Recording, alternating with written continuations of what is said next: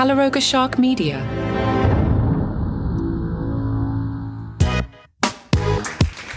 Parents, if you're listening with kids, please hit stop on the podcast. I'll give you a second, but you'll see why. Hi, I'm Johnny Mac with your daily comedy news. Okay, parents, you've been warned. Hit stop on the podcast. Everybody ready? Matt Rife, new controversy. This time he's being called out for starting a fight with a 6-year-old.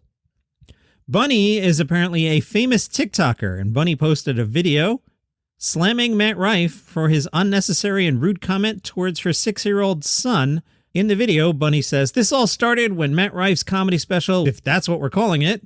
You see, Bunny has a 6-year-old son who is obsessed with space and Minecraft. Bunny didn't appreciate Rife's comments on Jupiter and space. During the comedy special, Rife is talking about astrology and says, "It has nothing to do with the stars, man. Just because Jupiter has a ring and you don't doesn't mean ...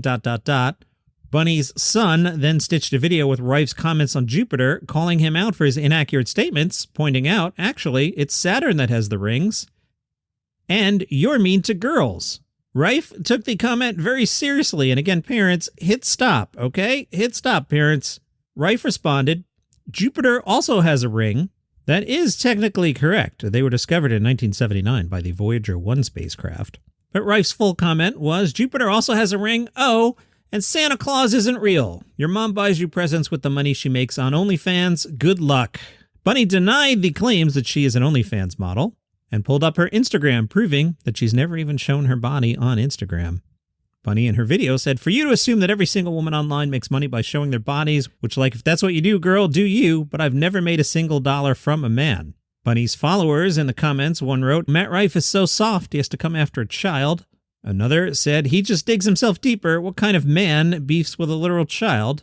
One more said, "We witnessed the rise and downfall of Matt Rife in less than a year. I love it." BuzzFeed has contacted Matt Rife's representatives for comment, and they had not heard back at the time of this recording.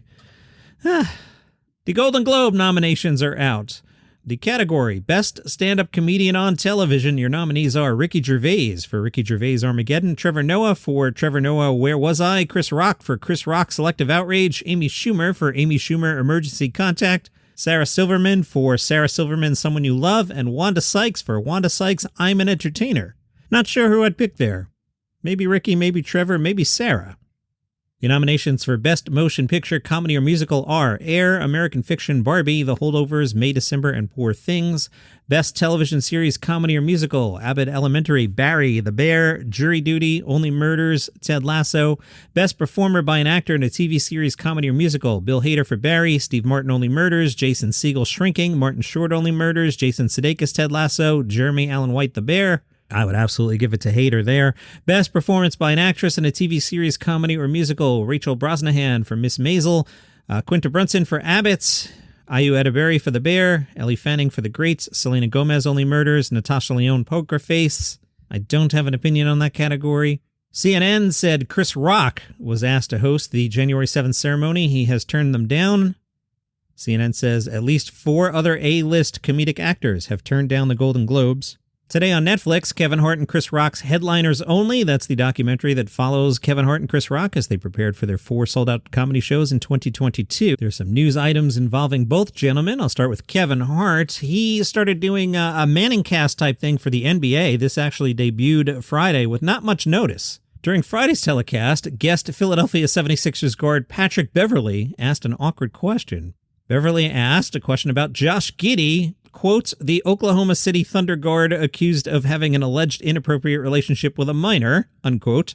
The Daily Mail recaps this and says Beverley asked Kevin Hart, "I've got a daughter and I like to call myself a girl dad. What do you think about the Josh Giddey situation?" According to the Daily Mail, a stunned Kevin Hart didn't know how to respond, turning to his co-host to see if they had anything to say. One of them tried to keep everybody out of trouble. Then Beverley doubled down and said, "I read that too. I said, what do y'all think about it? That was my question." Hart, according to the Mail, sensing the need to take control of the situation, replied, "Pat, I heard your question, but I'm going to tell you what I do real well. Deflect. I'm a brand, Pat. I'll text you and I'll give you my real thoughts. But right now on NBA Unplugged, I'm going to keep it as commercial as I possibly can." Hey, at least that's a real honest answer. I love it. Hart tried changing the subject by asking Beverley if he liked the color of the blue and red in-season tournament courts. Beverley said he liked the color of the courts, but not jail courts. Kevin Hart then joked he was kicking him off the show, saying, "I haven't sweated this entire game, Pat. As soon as you asked me that question, a piece of sweat dropped down my back." Kevin will do 7 more episodes tied to marquee NBA games on ESPN platforms, including Knicks 76ers in January and Mavs Heat in April. Meanwhile, on Gossip Corner, Kevin Hart and Chris Rock teamed up for a screening of their new documentary, which is on Netflix today. We are told Kevin Hart wore a brown leather button-up shirt on top of a bright white undershirt at the event. He also wore slim-fitting black pants as well as dual-tone sneakers. Meanwhile, Chris Rock looked sharp in a black turtleneck sweater that was paired with matching slim-fitting pants and leather shoes. Also there, JB Smoove wearing a beige overcoat, as well as a near-matching scarf and a pair of shoes.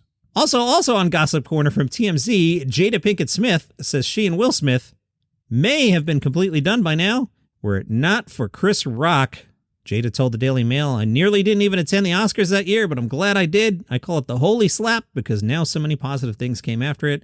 After all those years trying to figure out if I would leave Will's side, it took that slap for me to see I'll never leave him." As you heard in the commercial, I got tickets to go see The Play That Goes Wrong.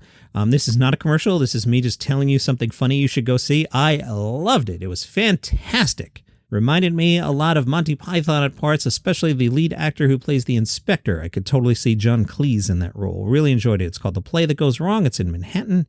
And yes, I did use todaytix.com/DCN as the code to get $20 off. And we actually did that.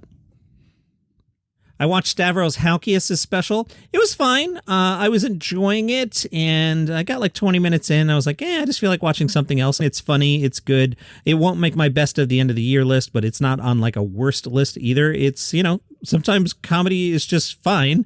I was laughing.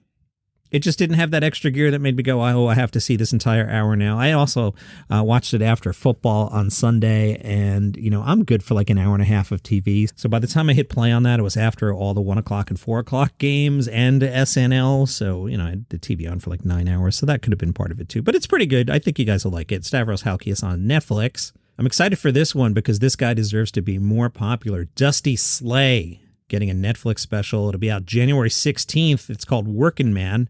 I'm inclined to like Dusty, and that earlier in the year, it'll be the #1 ranked special of 2024 for at least a minute. Dusty is a former pesticide salesman who started as a comedian in 2008. In a statement, Dusty Slay said, "At the end of the day, I hope my comedy is relatable. I talk about things I go through and what's going on in my life, working man. And I'm not dropping the G because I'm from Queens. It's actually called Workin' _man. Workin' Man is the culmination of a lot of those experiences, and I hope it's a break for all the folks that work hard, yet can still laugh about the things that life throws at them." Dusty is about to start a 35-show The Night Shift Tour, kicking off in Spokane on January 4th. Jeff Ross's tour is called Take Banana for a Ride. He explains that's a term that his grandfather used to say when he was starting out as a comedian. Jeff told CBS 12, "Grandpa used to give me a banana and a few dollars for gas, and it was kind of his way of saying, I can't go with you, but I'm there with you in spirit. And I'm going to roast some people at the end. It's got a lot of Hanukkah themes in this show, and it's going to be a lot of fun. I'm from New Jersey. Everybody kind of busted each other's chops for a living. So my Uncle Murray was the meanest one in the family. We called him Mean Murray. And he'd make fun of me my entire childhood. I grew up and I realized he was preparing me for real life, and I did get my revenge at his 90th birthday. We roasted him. I said, Uncle Murray's planning a big trip soon to that vase on top of the mantle. Ouch. And that is your comedy news for today. If you enjoy the show, you can support it by going to buymeacoffee.com/dailycomedynews and throwing a couple bucks in the tip jar, or tell a friend about it. They might like the podcast too. See you tomorrow.